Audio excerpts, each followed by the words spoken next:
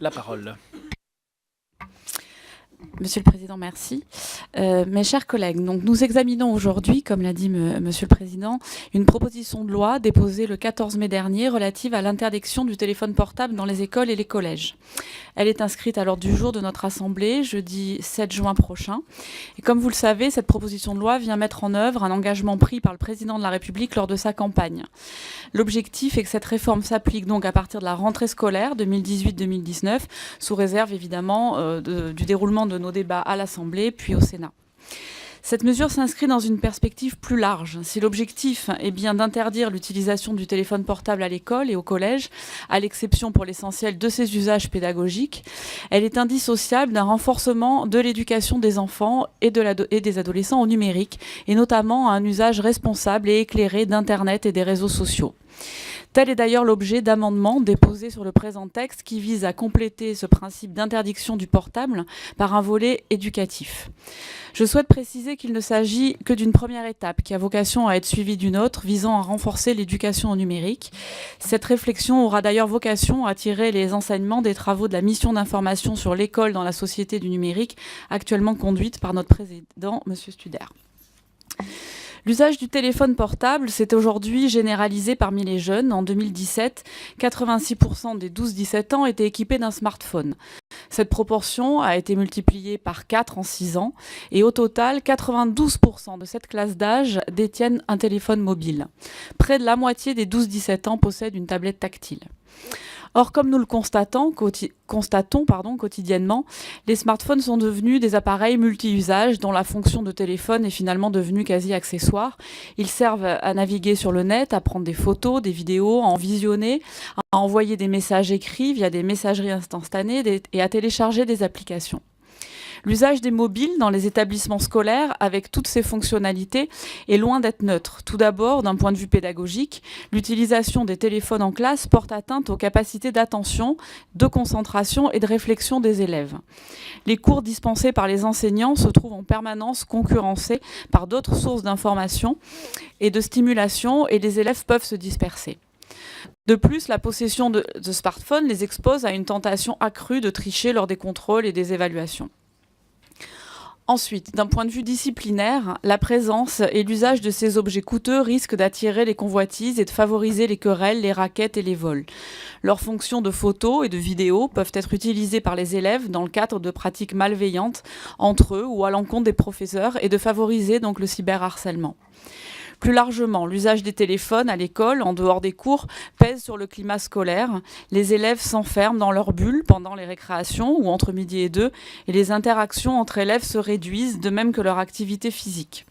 Plusieurs personnes que nous avons eu l'occasion d'auditionner ont souligné que les ballons et les jeux étaient revenus dans la cour des établissements qui avaient interdit l'usage du portable pendant les récréations et que le climat scolaire s'était considérablement amélioré. Au-delà de ces enjeux, chers collègues, l'usage des téléphones portables par les enfants soulève également des questions de santé publique. Certes, les effets, mais aussi peut-être l'absence d'effets de l'exposition aux radiofréquences sur la santé des enfants ne sont pas prouvés scientifiquement aujourd'hui. Pour autant, plusieurs études ont mis en évidence des liens entre un usage intensif par les jeunes des téléphones portables et plus largement des écrans avec des problèmes relationnels et émotionnels, des troubles du sommeil et de l'attention, des phénomènes de dépendance et d'addiction. Un terme, la nomophobie, a d'ailleurs été créé pour désigner la peur excessive d'être séparé de son téléphone portable. Si ces risques n'épargnent pas les adultes, loin s'en faut, les enfants, du fait de leur moindre maturité, y sont particulièrement vulnérables. Et dans ce contexte, la présente proposition de loi vise à interdire l'usage des téléphones portables à l'école et dans les collèges, sauf exception définie dans le règlement intérieur de l'établissement. D'ores et déjà, depuis 2010 et la loi Grenelle II, l'article L511-5 du Code de l'éducation prévoit que dans les écoles du premier degré et les collèges, l'usage du téléphone portable est interdit pendant les activités d'enseignement et dans les lieux prévus par le règlement intérieur. Cette disposition s'inscrivait alors dans un objectif de protection de la santé des enfants à l'égard des radiofréquences. Aujourd'hui, le principe est donc l'autorisation de l'usage du portable à l'école, assortie d'exceptions, notamment en classe. La présente proposition de loi inverse cette logique en prévoyant que le principe est l'interdiction de l'utilisation du portable, tout en l'accompagnant d'exceptions définies par le règlement intérieur. Elle permet de renforcer l'assise juridique de l'interdiction, tout en laissant une certaine autonomie aux établissements, puisque leur règlement intérieur peut définir des lieux où le téléphone peut être utilisé et dans quelles conditions, notamment à des fins pédagogiques. La rédaction proposée permet par ailleurs de remédier à une faille du texte actuel, à savoir l'interdiction de l'utilisation du téléphone portable pendant les activités d'enseignement. Alors que cet usage peut être très pertinent lorsqu'il est encadré par l'enseignant et qu'il intervient à des fins pédagogiques. Il me semble d'ailleurs utile de modifier le texte de l'article unique pour préciser dans la loi que l'interdiction ne s'applique pas lorsque le téléphone est utilisé à des fins pédagogiques, sachant qu'en application de la proposition de loi, c'est au règlement intérieur qu'il reviendrait de l'indiquer. Par ailleurs, le texte proposé ne vise que les téléphones portables, mais il serait opportun d'étendre cette interdiction à d'autres équipements, tels que les tablettes ou les montres connectées, pour éviter tout effet de substitution entre les équipements que les élèves apportent à l'école. Je vous proposerai par conséquent une évolution sur ces points dans le cadre d'un amendement. Comme le droit actuel, les dispositions de l'article L511-5 ne s'appliquent pas aux lycées ni aux établissements d'enseignement privé, au titre de leur autonomie d'organisation. Au total, ce sont environ 5,9 millions d'élèves en primaire et 3,3 millions de collégiens qui sont concernés par cette mesure.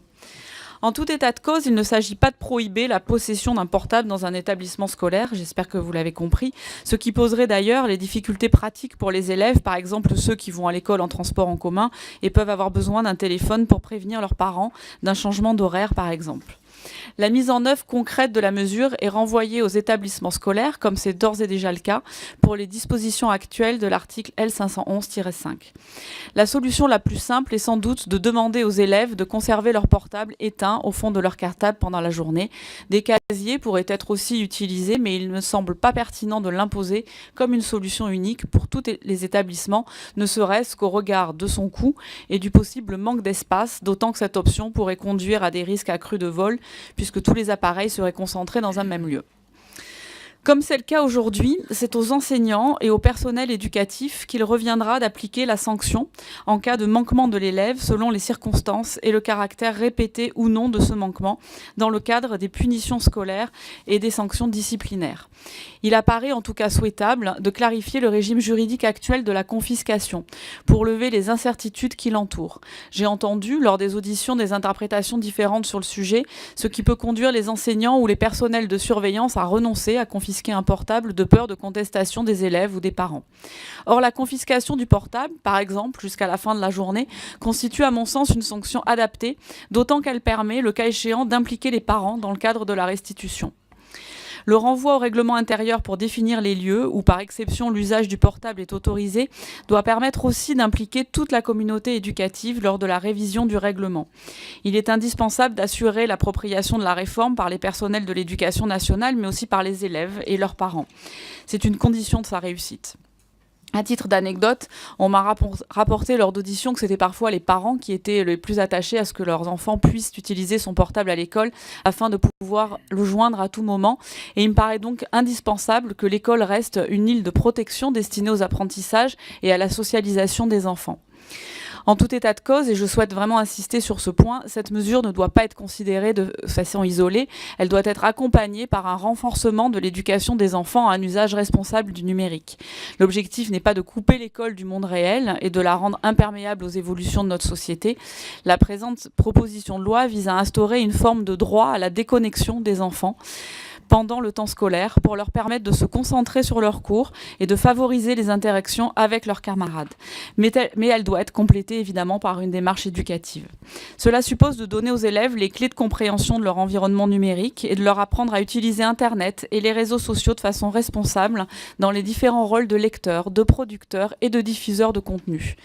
J'observe d'ailleurs que la possibilité d'utiliser le téléphone portable pendant les activités d'enseignement ouvertes par le présent texte favorise la mise en œuvre de projets dits BYOD, Bring Your Own Device. Et cette éducation au numérique doit être prise en charge de façon interdisciplinaire et transversale par les enseignants, mais aussi par les autres personnels éducatifs, avec l'appui, par exemple, du comité d'éducation à la santé et à la citoyenneté. Il me semblerait d'ailleurs utile qu'une réflexion soit engagée sur la définition d'un parcours d'éducation à la citoyenneté numérique sur le modèle du parcours d'éducation artistique et culturelle de l'élève, de la maternelle jusqu'à l'enseignement supérieur. Enfin, cette mesure constitue l'occasion d'aborder la question de l'exposition des jeunes aux écrans et à la forme de dépendance, voire d'addiction qu'elle peut susciter. Ce sujet concerne en premier chef les parents, qui sont généralement ceux qui dotent leurs enfants de téléphones, mais qui n'ont pas forcément connaissance de toutes les informations et fonctionnalités auxquelles leurs enfants ont accès via ces smartphones. Cette réforme menée à l'école suscitera, je l'espère, une prise de conscience de la société sur les opportunités et sur les dangers du numérique et pourrait offrir une sorte de porte d'entrée pour débattre de ce sujet au sein des familles. Voilà, je voudrais juste, en conclusion, remercier Sophie Tolade pour son aide sur ce sujet et je vous remercie tous de votre intervention et je suis à votre disposition pour répondre à vos questions. Merci beaucoup, Madame la rapporteure. Première question.